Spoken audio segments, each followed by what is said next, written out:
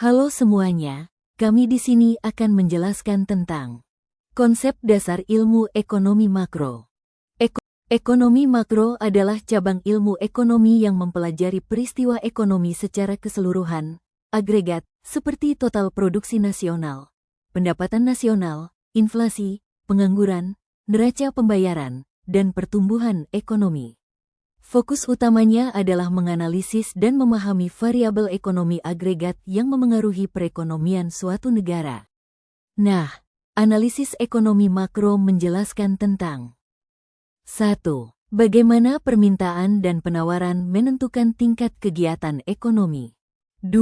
Masalah utama yang dihadapi perekonomian. 3. Peranan kebijakan dan campur tangan pemerintah dalam mengatasi masalah ekonomi. Aspek ontologi ekonomi makro. Aspek ontologi ini menjadi sangat penting karena berkaitan dengan objek studi, hubungan antar entitas, serta struktur dan sifat perekonomian secara keseluruhan. 1.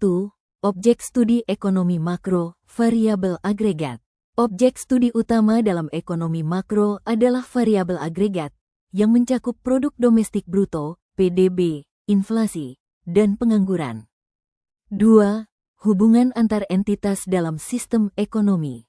Dalam ekonomi makro, penting untuk memahami hubungan antar entitas dalam sistem ekonomi.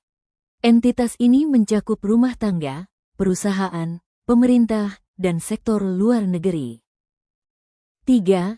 Struktur dan sifat perekonomian secara keseluruhan. Struktur perekonomian mencakup berbagai sektor, seperti sektor pertanian, industri, dan jasa. Setiap sektor memiliki karakteristik dan peran yang berbeda dalam perekonomian. Aspek epistemologi ekonomi makro. 1. Aspek epistemologi dalam ekonomi makro membahas metode, pendekatan analisis, penggunaan model ekonomi, serta aliran pemikiran utama yang menjadi dasar teori ekonomi makro. Pemahaman ini penting untuk analisis akademis maupun perumusan kebijakan yang efektif demi stabilitas dan pertumbuhan ekonomi. 2. Analisis ekonomi makro umumnya menggunakan pendekatan kuantitatif, yaitu mengolah data ke dalam bentuk angka untuk menjelaskan dan menganalisis hubungan antar variabel ekonomi seperti inflasi, suku bunga, jumlah uang beredar, dan pertumbuhan ekonomi. Salah satu teknik yang sering dipakai adalah Autoregressive Distributed Lag, ARDL, yang membantu memahami hubungan antara variabel bebas dan terikat, misalnya indeks harga saham gabungan di Bursa Efek Indonesia. 3. Model ekonomi digunakan sebagai alat untuk menyederhanakan dan memahami sistem ekonomi yang kompleks, serta untuk menganalisis berbagai skenario dan memprediksi dampak kebijakan ekonomi. Dalam ekonomi makro, model ini biasanya mencakup variabel penting seperti konsumsi, investasi, pengeluaran pemerintah, dan net ekspor. Salah satu model yang sering dipakai adalah model ISLM, yang menggambarkan keseimbangan antara pasar barang dan pasar uang, membantu memahami interaksi antara suku bunga dan output ekonomi. 4. Aliran pemikiran utama dalam ekonomi makro. Ekonomi makro telah berkembang melalui berbagai aliran pemikiran yang memberikan perspektif berbeda mengenai cara memahami dan mengelola perekonomian. 2 aliran utama yang sering dibahas adalah Keynesianisme dan monetarisme. Aspek aksiologi ekonomi makro. 1. Nilai dan tujuan dalam analisis ekonomi makro. Dalam analisis ekonomi makro, nilai dan tujuan yang mendasari pemikiran ekonomi sangat penting untuk dipahami. Ekonomi makro tidak hanya berfokus pada angka-angka dan statistik, tetapi juga pada nilai-nilai yang membentuk kebijakan dan keputusan ekonomi. Nilai-nilai ini mencakup keadilan, efisiensi, dan keberlanjutan, yang semuanya berkontribusi pada tujuan akhir dari analisis ekonomi, yaitu meningkatkan kesejahteraan masyarakat. 2. Implikasi kebijakan ekonomi terhadap kesejahteraan sosial. Kebijakan ekonomi yang diterapkan oleh pemerintah memiliki dampak yang luas terhadap kesejahteraan sosial. Kebijakan fiskal, seperti pengeluaran pemerintah dan perpajakan, serta kebijakan moneter, seperti suku bunga dan pengendalian inflasi, semuanya dapat mempengaruhi kualitas hidup masyarakat. Sejarah perkembangan analisis ekonomi makro.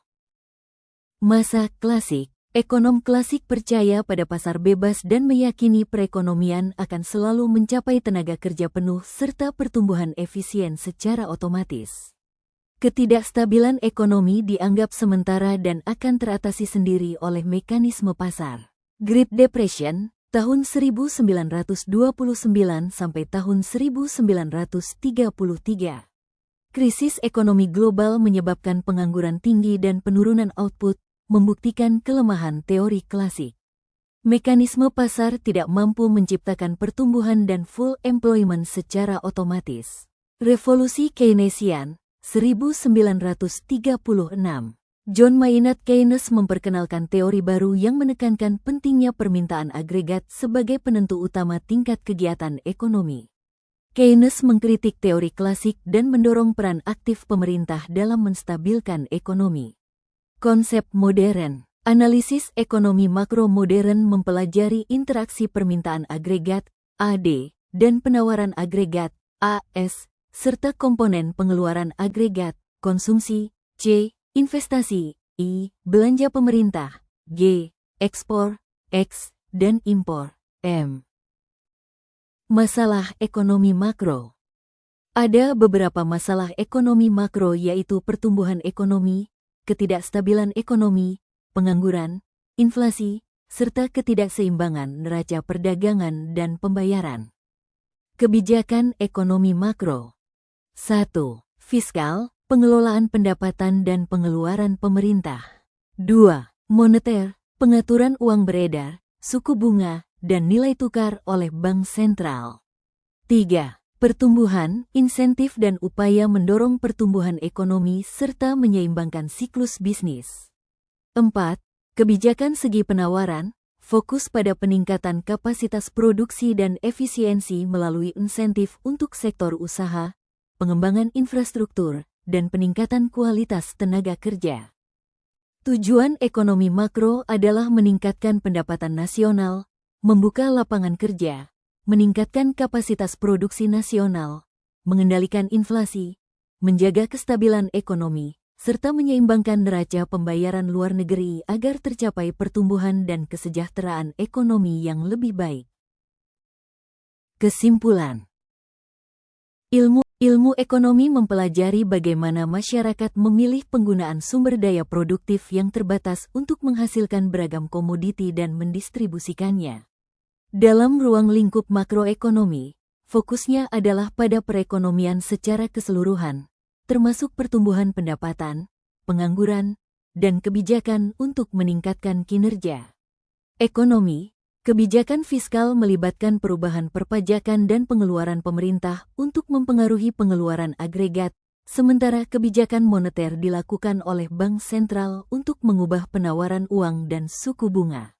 Masalah utama dalam perekonomian makro meliputi pertumbuhan ekonomi yang tidak stabil, ketidakstabilan ekonomi, serta tingginya pengangguran dan inflasi. Kemunduran ekonomi global dan karya John Maynard Keynes, The General Theory of Employment, Interest and Money, menjadi dasar bagi ekonomi makro. Aspek ontologi dalam ekonomi makro berfokus pada entitas dan fenomena seperti total output dan inflasi, sedangkan aspek epistemologi berkaitan dengan cara pengetahuan diperoleh melalui model matematis dan analisis data.